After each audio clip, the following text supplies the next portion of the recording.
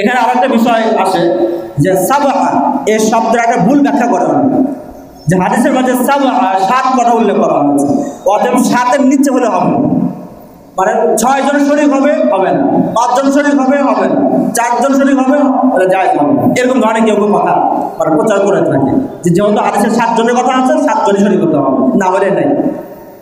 তো এটাও কিন্তু সাবআর ভুল ব্যাখ্যা, এক্ষেত্রে ভুল ব্যাখ্যা, সঠিক ব্যাখ্যা নয়। তার কারণ হলো যে দালালাতুন নাস, আমরা একটা দালালাতুন নাস শব্দ করেছি না, মানে কোরআন এবং হাদিস বোঝার কিছু পদ্ধতি আছে, কিছু রাস্তা আছে। এই রাস্তাগুলোর মাঝে, পদ্ধতিগুলোর মাঝে একটা হচ্ছে দালালাতুন নাস, যেটাকে অন্যান্য মাযহাবে মাফহুমুল মুওয়াফাকা বলা হয়। আমরা প্রসিদ্ধ ঘটনা, প্রসিদ্ধ আয়াত পড়েছি যে কোরআনের মাঝে আছে যে ওয়ালা তাকুল লাহুমা উফ, তোমরা পিতা মাতাকে কি বলো না, উফ বলো না।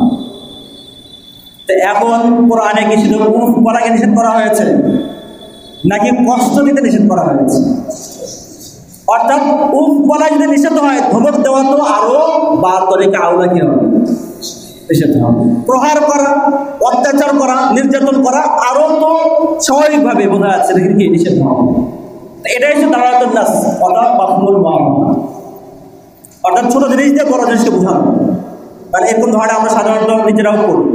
তো এক্ষেত্রে আল বাকারাতু আন সাবআ আল জাজুর আন সাবআ, এটা দালালাতুন নাস থেকে বোঝা যায় যে 7-এর নিচেও শরীক হতে পারবে আর সুযোগ আছে। কিভাবে? চিন্তা করেন যে কোনো ইবাদতের যদি সর্বনিম্ন পর্যায়ে যদি আফদল হয়, এটা মনে রাখতে হবে, কোনো ইবাদতের সর্বনিম্ন পর্যায়ে যদি আফদল হয় আর উচ্চ একটা সীমা ঠিক করে দেওয়া হয় 7, তাহলে ওই 7-এর যত কম হবে তত আফজলের দিকে আসবে, যত কম হবে তত আফজলের দিকে আসবে। তার মানে যেখানে একজন উত্তম, অবশ্য অনুমতি দিতে দিতে দিতে 7 জন অনুমতি দেওয়া হয়েছে, তাহলে 6 জন হলে তো 72 আরো উত্তমের কাছাকাছি হবে, 5 জন হলে উত্তমের কাছাকাছি আরো কাছে চলে আসবে, 4 জন হলে আরো কাছে চলে আসবে, 3 জন হলে কাছে চলে আসবে। দালালাতুন নাস থেকে বোঝা যায় যে 7 জনের নিচেও কি করতে পারবে, শরীক করতে পারবে। এবং শুধু দালালাতুন নাস এটাই না, বরং কোন হাদিসের মাঝে স্পষ্ট এমন শব্দ ব্যবহার হয়েছে যে শব্দ থেকে পরিষ্কার বোঝা যায় যে 7-এর নিচে যে কোনো সংখ্যায় শরীক হওয়া যাবে, 7-এর নিচে যে কোনো সংখ্যায় শরীক হওয়া যাবে। যেমন এই সহিহ বুখারীর মাঝে ইবনে আব্বাস রাদিয়াল্লাহু আনহুর একটা রিওয়ায়াত উল্লেখ করা হয়েছে যে ইবনে আব্বাস রাদিয়াল্লাহু আনহু বলেছেন যে হাদির ক্ষেত্রে কি কি জিনিস দেওয়া যাবে, তো জাজুরুন আও বাকারাতুন আও শাতুন আও শিরকুন ফি দামিন, শব্দ হলো শিরকুন ফি দামিন, অর্থাৎ রক্তের মাঝে শরীক হওয়া। এখানে শব্দ খেয়াল করতে হবে, শিরকুন ফি দামিন, রক্তের মাঝে শরীক হওয়া, মানে এখানে কিন্তু 4, 5, 6, 7 কোনো সংখ্যায় কি করেন উল্লেখ করেন, মুতলাকভাবে উল্লেখ করতে যে শিরকুন ফি দামিন, সহিহ বুখারী বর্ণনা, অর্থাৎ রক্তে শরীক হয়। তাহলে সর্বোচ্চ পর্যায়ে 7, তাহলে সর্বোচ্চ পর্যায়ে যেগুলো তাইন হয়ে গেছে, নির্দিষ্ট হয়ে গেছে, তাহলে এর নিচে যে কোনো পর্যায়ের শিরকুন ফি দামিন এই হাদিস দ্বারা কি হয়ে যায়, সাবিত হয়ে যায়। অর্থাৎ 5 জন, 6 জন, 3 জন, 2 জন শরীক হতে পারে, কোনো সমস্যা নেই। ইবনে আব্বাস রাদিয়াল্লাহু আনহু আরেকটি বর্ণনা মুসনাদ ইবনে আবি শাইবাতে উল্লেখ হয়েছে, সেখানে উল্লেখ হয়েছে যে আই ইউশারিকা ফি দামিন, এখানে শব্দ মুতামাত্তি যে করে তার জন্য অনুমতি আছে, কি আই ইউশারিকা ফি দামিন, কারো দমে উনি শরীক হবেন বা নিজের দমে অন্য কাউকে শরীক করবেন। তাহলে ইউশারিকা বা ইউশারাকা এখানে শিরকের শব্দ মুতলাক উল্লেখ হয়েছে, আর সর্বোচ্চ পর্যায়ে তো অন্য হাদিস দ্বারা সাবেত 7, তাহলে এর নিচে যে কোনো সংখ্যা কি হবে, জায়েজ হয়ে যাবে।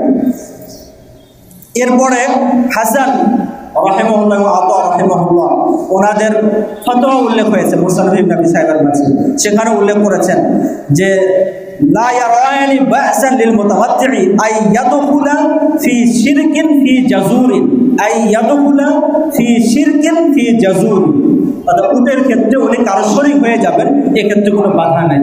এখানেও মানে 7 অথবা 2 বা 3 কোনো সংখ্যা উল্লেখ নেই, তার মানে বোঝা গেল যে কোনো সংখ্যা থেকে কেউ শরীক হওয়া যাবে। বাকি হ্যাঁ, সর্বোচ্চ সংখ্যা 7 হবে, কেন অন্য হাদিস দ্বারা কি আছে, এটা সাবেত আছে।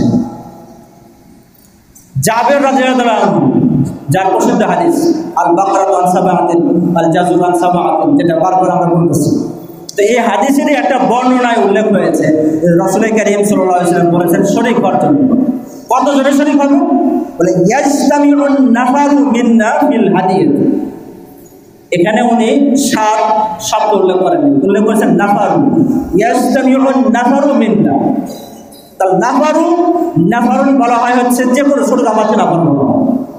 3 জন 4 জন 5 জন 6 জন এই সংখ্যার জামাতকে নাফারুন বলা হয়। তার নাফারুন শব্দ থেকেও বোঝা যায় যে 7 তো তাই হয়ে গেছে, 7-এর নিচে যদি 6 হয় তাও নাফার, 5 হলেও নাফার, 4 হলেও নাফার।